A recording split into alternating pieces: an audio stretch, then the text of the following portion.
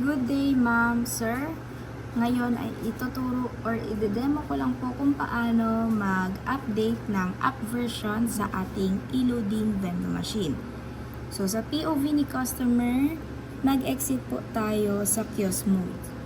Pwedeng combination ng power at volume or via text or mag-command sa inyong online portal.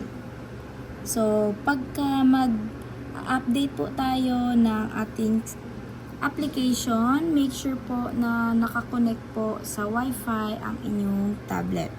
So, sa mga hindi pa po connected sa inyong Wi-Fi, 3 dots, then close up, at pupunta po sa launcher. Then, all apps, or kapag nakita nyo na dito yung settings, ay pumunta sa settings. Then, Wi-Fi. Tapos, i-connect nyo lang po ang inyong tablet sa inyong Wi-Fi. So, parang ano lang naman siya, device or mobile devices. Mobile phone. Then, pagkatapos makonect ang inyong tablet sa inyong Wi-Fi or hotspot, pwede rin namang hotspot sa inyong phone, balik na po kayo sa Fox e-loader. Ayan. Tapos, 3 dots. Upon checking sa 3 dots, then about, makikita ang ating app version is 40.3.5. So, ang latest po natin ngayon ay 40.4.0. 3 dots, then download update. Kapag walang internet po sa inyong bahay, pwede rin namang offline. Ay tuturo ko rin kung paano kapag walang wifi or hotspot or walang data, kapag magda-download ng latest app version video. Pagkatapos po ma-download, ayan, may kita yung 40.4.0. Click nyo lang po yan. Tapos, install. Then, hintayin lang po mag-install ang application. Tapos, i-open po siya.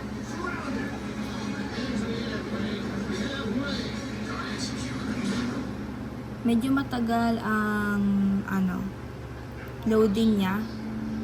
Siguro dahil sa signal na rin. Ayan. Pag na-install na, open. Tapos, i-check natin kung na-download ba natin ang latest app version. Sa about, nakikita, ayan. So, 40.4.0 na ang app version. May kita dito sa status na activated. So, in case na hindi po activated or ang nakalagay is not activated, may kita po sa 3 dots.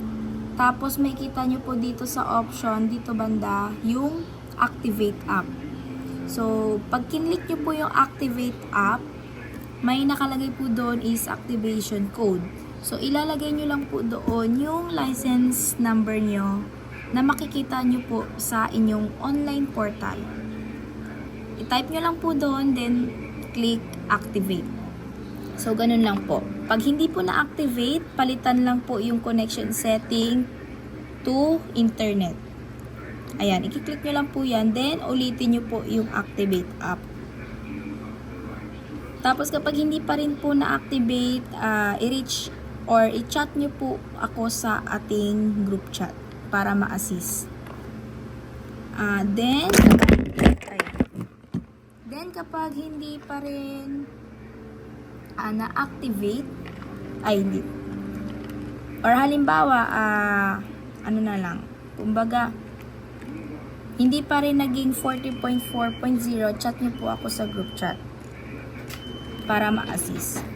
Tapos, halimbawa, smooth naman, kagaya neto, ay na-download natin yung 40.4.0, then yung status natin is activate naman din. Ang next natin na gagawin ay magsisync po. So, 3 dots, e-load products. Tapos, sync po dito. So, make sure po na bago po mag-sync ay nakapag-edit po kayo ng mga charges or service fee nyo sa inyong online portal. Under edit pricing, tapos load default. So, mag-edit po kayo muna sa inyong online portal. Mas maganda para po tugma yung perang i-harvest nyo sa actual po na machine nyo versus po doon sa transaction history nyo sa online portal, doon po sa column ni earnings. So, kailangan po para mas maganda at tugma. So, ang charge ko sa 100 ay 5 pesos. So, ganyan. Halimbawa lang po yan Tapos, ang charge ko sa 5,000 is 50 pesos. So, 10 pesos kada 1,000. So, nasa sa inyo naman yan. Sync lang. Then, yes.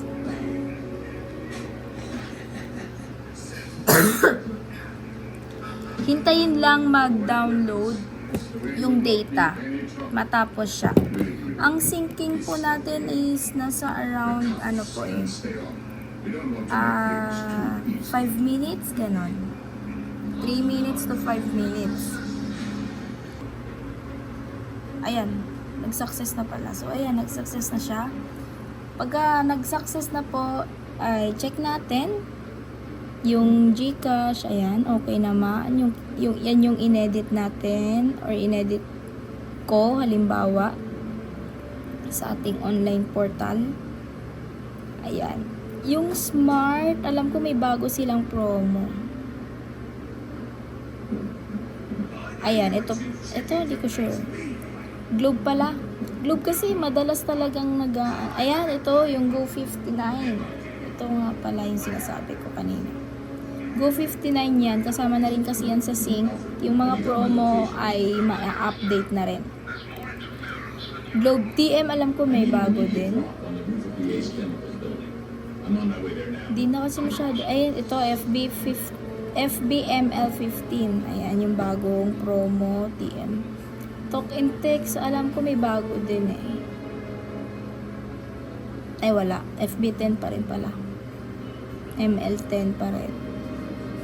So, ayan.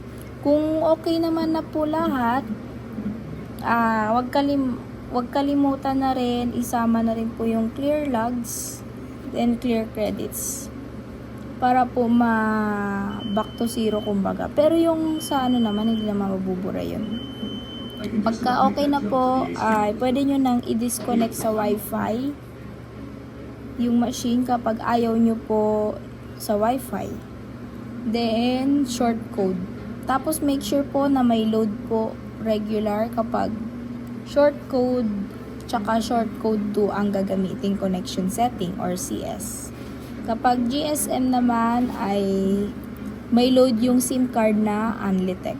So, ayun lang. So, okay na ito. 40.40 activated, done. Then, yung set accessibility ay naka-on yung fax e-loader.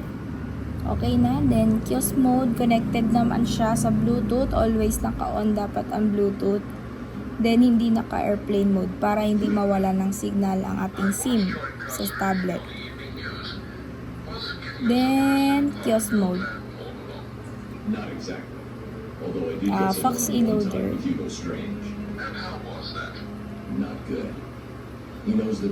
Ayan. So, ayan. Okay na siya. So, patry po mag-transact bago nyo po ipasalang sa inyong mga customer. Kung smooth na ba yung system. So, thank you po, ma'am, sir.